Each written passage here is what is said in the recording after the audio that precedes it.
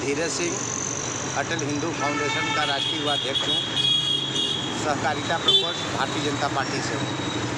आज आप बनारस आए हैं और बनारस में चुनाव भी मुद्दा है, क्या कहना चाहेंगे? देखिए, हमको लगभग 10 दिन हो गया बनारस आए हुए और मैं लगातार पूर्वांचल की जवाबदारी जो मेरे को संगठन की तरफ से मिली है, मैं लगातार उसका निर्वहन कर रहा हूँ।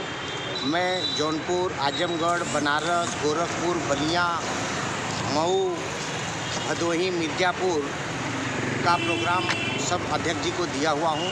उनके साथ में मैं जाकर के समस्त टीम के साथ में जो हमारे फाउंडेशन का टीम है उसके साथ में जाकर के गांव-गांव में हम लोग भारतीय जनता पार्टी की उपलब्धियां जो उन्होंने पिछले 5 सालों में काम किया है उसी की उपलब्धियां जो है हम लोग करेंगे।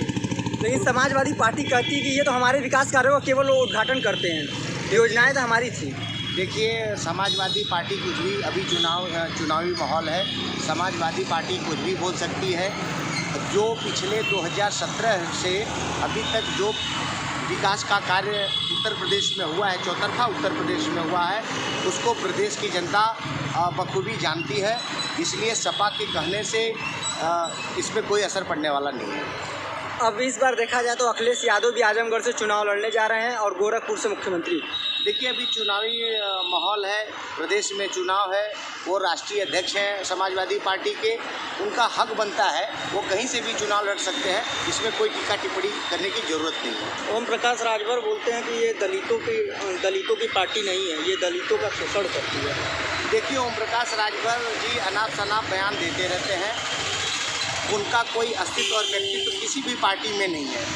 जहाँ तक मेरा मानना है, मेरे संगठन का मानना है कि सुखदेव राजभर जी जब अभी बीजेपी के साथ में थे तो सपा की बुराई करते थे और वो दलित होकर के दलितों का ही शोषण करते हैं।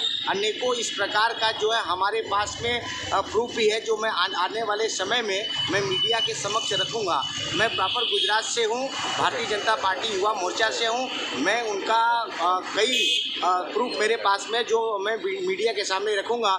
सुखदेव राजभर जी अनाप शनाप बयान देते रहते हैं, उससे प्रदेश की जनता को कोई फर्क पड़ने वाला नहीं है। प्रदेश की जनता बखूबी जानती है कि सुखदेव राजभर का व्यक्तित्व और अस्तित्व इसी प्रदेश में क्या है, वो दलित समाज वाले भी अच्छी तरीके से जानते हैं। क्या आप लोग विकास की बात करते हैं? क्या 5 साल पहले विकास नहीं हुआ था? देखिए, विकास हुआ था। विकास उनका काम करने का, जब उनकी सरकार थी उनका काम करने का तौर तरीका अलग था। भारतीय जनता पार्टी की सरकार है, हम लोगों का काम करने का तरीका, पार्टी का तरीका अलग है। प्रदेश की जनता किसके प्रति प्रेरित है, सबसे ज़रूरी बात यह है कि उन्होंने काम किया तो प्रदेश की जनता आज भारतीय जनता पार्टी के साथ में क्यों है। पिछले 25 साल से बसपा का, सपा का पिछले इसी प्रदेश में पिछले 25 साल से सरकार था, तो जब प्रदेश की जनता को लगा तो उनके साथ में थे। भारतीय जनता आज लग रहा है कि भारतीय जनता पार्टी का काम अच्छा है तो आज भारतीय जनता पार्टी के साथ में है। तमाम भाजपा के विधायक और मंत्री पार्टी छोड़कर जा रहे सपा में, क्या कहेंगे? ये चुनावी माहौल है, चुनाव में इधर उथल पथल होता है।